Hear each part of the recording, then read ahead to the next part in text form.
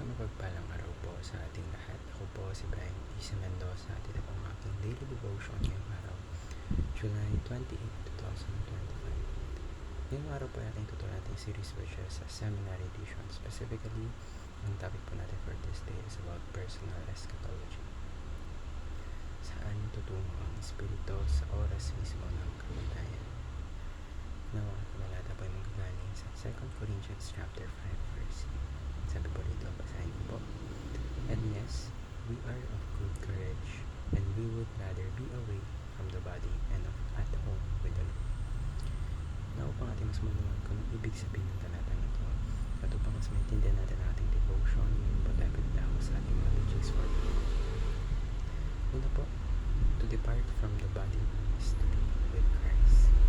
So, para po sa mga nananampalataya, ang kamatayan po hindi pa po dito nagtatapos ang lahat.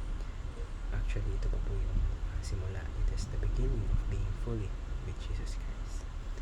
So, sabi nga po ni Paul sa Philippians chapter 1 verse 23 that to depart and be with Christ is far better. Kaya naman po, when a believer dies, yung kaluluwa po nila, it goes straight to be with Jesus Christ. Ikalawa po, people who died wait in the intermediate state. So kapag isang tao po ay namatay, they are not yet in their final resurrected body. Instead po, sila po ay nasa temporary state wherein they are still alive. Meron pa silang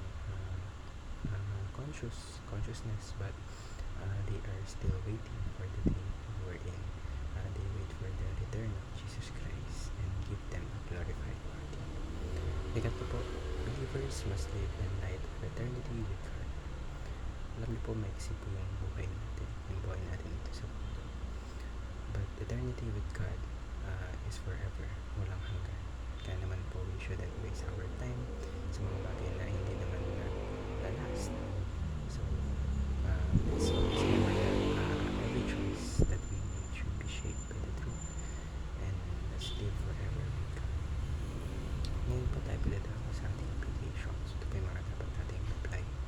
Una po, use your remaining time on earth to serve God. Kaya po nasabi ko, maiksi ang buhay. So, habang nandito ka pa, make your life count. Sundin mo ang Panginoon, mahalin mo ang nakasama mo, and do what matters for eternity. Ikalawa po, reach out to your family members and friends.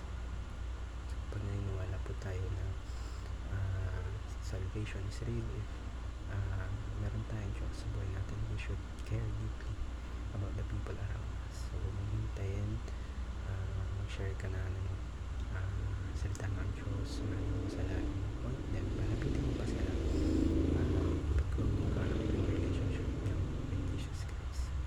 And last but not the least po, face that courage and excitement.